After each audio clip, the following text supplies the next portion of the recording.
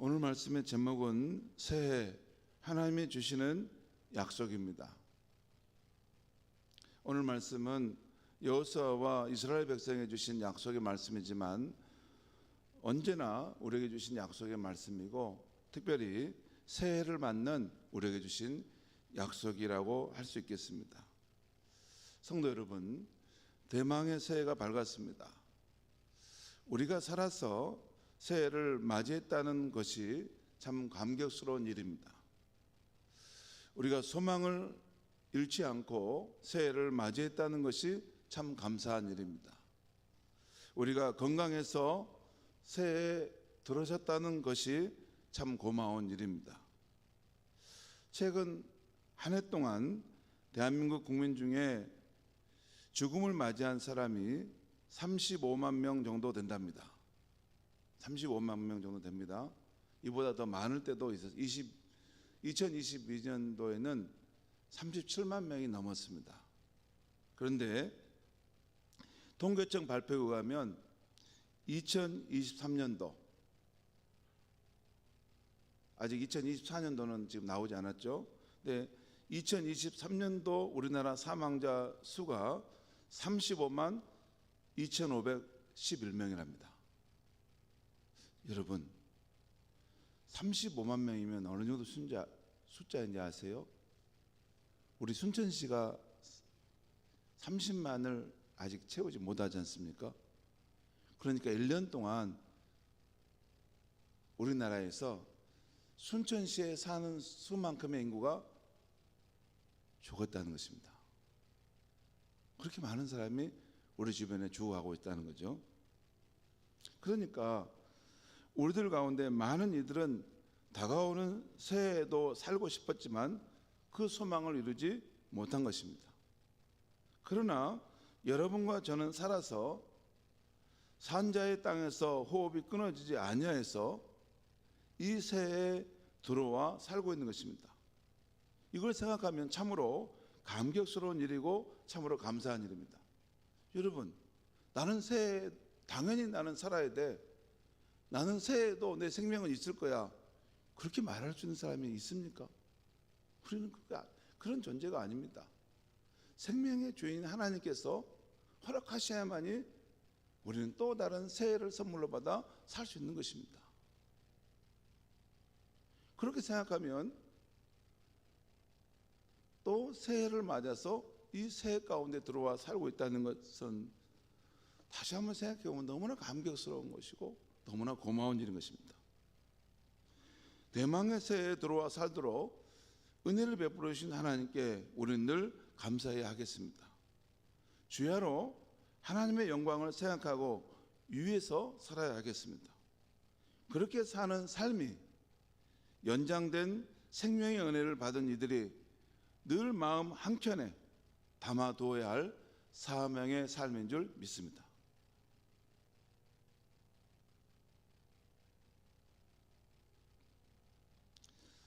신년 1월 초에 우리에게 주시는 하나님 말씀은 여호수아서입니다.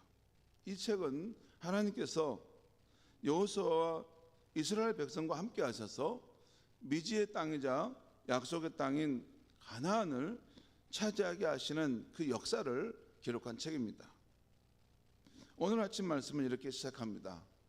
곧 하나님의 사람 모세가 죽은 후에 여호와 하나님께서 그 수종자 여호수아에게 나타나서 모세와 선조들에게 약속한 것을 상기시키며 요단을 건너 그 땅으로 들어가라고 하십니다. 그 땅을 취하라고 하십니다. 또한 여호와께서는 이미 그 약속의 땅을 그들에게 주셨다고 하시면서 동시에 너희는 그 땅이 너희의 영토가 되도록 들어가서 취하라 라고 말씀하고 있는 것입니다. 그러면서 하나님께서는 여호수아와 함께 하시겠다는 약속을 주십니다. 5절 말씀을 한번 보겠습니다. 5절 말씀, 우리 5절 말씀 우리 같이 한번 읽겠습니다. 시작. 내 평생에 너를 능히 대적할 자가 없으리니 내가 모세와 함께 있었던 것 같이 너와 함께 있을 것임니라. 내가 너를 떠나지 아니하며 버리지 아니하리라. 이건 하나님께서 주신 약속의 말씀이에요. 약속이에요, 약속.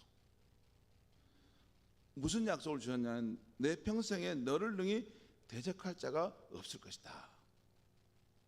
그리고 내가 모세와 함께 있었던 것처럼 내가 늘 너와 함께 있어서 너를 지지하고 너를 후원할 것이다 라는 것입니다. 그러면서 너와 함께 있을 것이라는 그 말씀을 다시 한번 설명하는데, 그것은 내가 너를 결코 떠나지 아니할 것이고 내가 너를 결코 버리지 아니할 것이다 라는 약속의 말씀입니다. 또 9절 하반절에서도 다시 하나님은 다시 함께 하시겠다는 약속을 주십니다. 9절 하반절 말씀 제가 읽겠습니다. 9절 하반절에 너가 어디로 가든지 내 하나님 여호와가 너와 함께 하느니라. 너와 함께 할 것이다.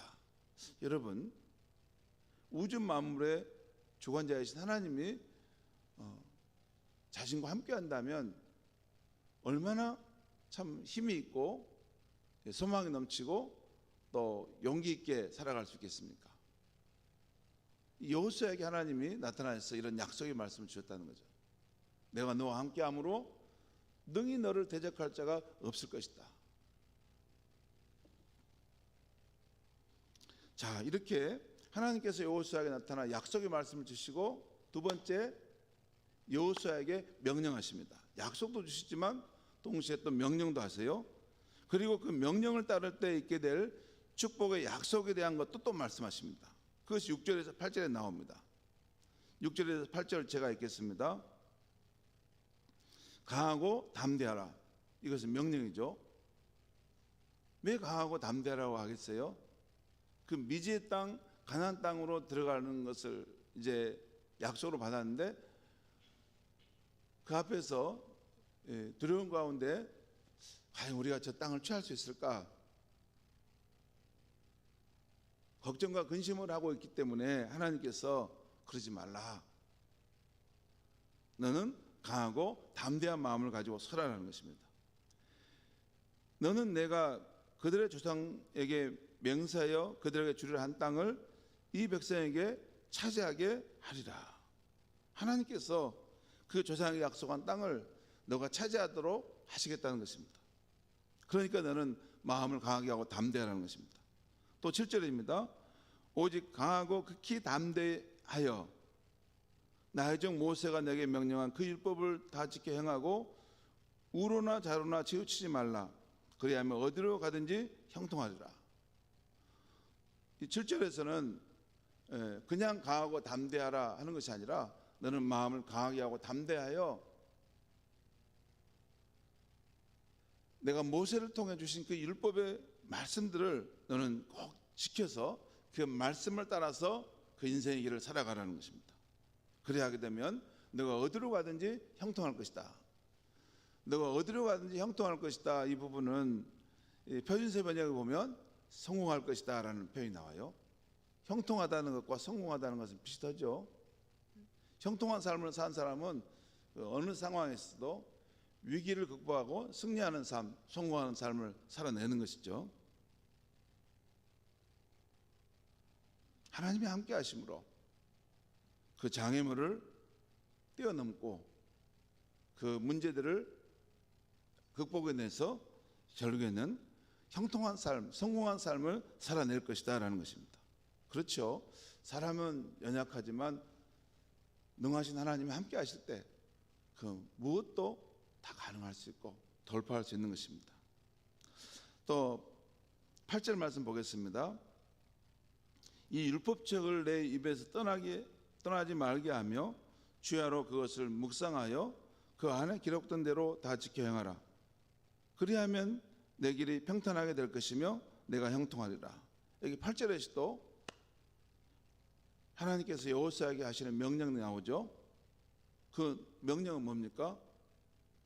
이 율법책, 이 하나님의 말씀을 늘 이 말씀을 읽고 입에서 떠나지 말라는 것, 이 말씀을 늘 읽고 또한 그것을 아침 저녁으로 묵상하고 거기에 나온 말씀대로 늘 살아가려고 힘쓰라는 것입니다.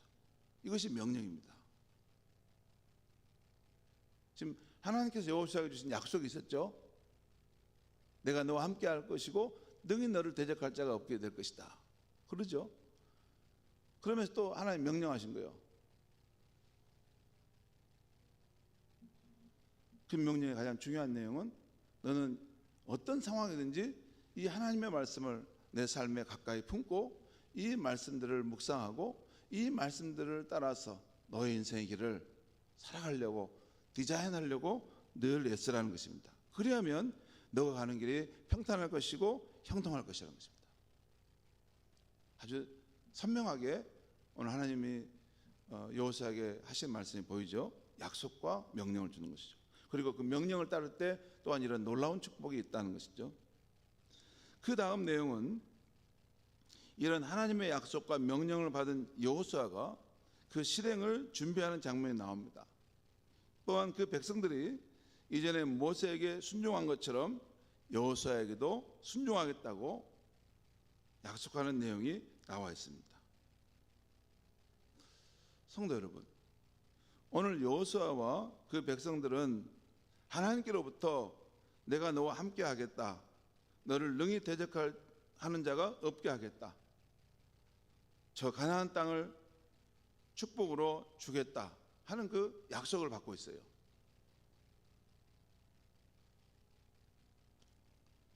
여호수아와 그 백성들이 하나님께로부터 이 축복을 받는 근거가 무엇입니까?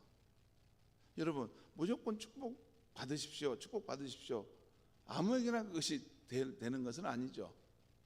성경은 그렇게 말하지도 않고 그런 약속을 하지도 않습니다. 여호수아가 또 그 이스라엘 백성이 이 축복을 받는 이유가 무엇입니까? 항상 우리가 놓쳐서는 안 되는 것은 그들은 하나님의 언약 백성이기 때문입니다. 하나님과 시내산에서 언약을 맺은 백성이기 때문이라고 말입니다. 그의 후손들도 그 조상들의 언약을 맺을 때 함께했던, 참여했던 언약 백성이라는 것입니다. 그러므로 그들이 하나님의 축복을 지속적으로 누리는 비결은 하나님과 맺은 언약에 충실하게 사는 것입니다. 그것은 달리 말하면 하나님을 자신들의 왕으로 인정하고 그 말씀에 순종하는 것입니다.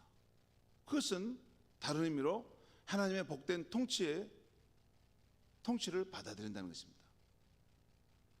그냥 내 마음대로 아무렇게나 사는 것을 말하는 게 아닙니다.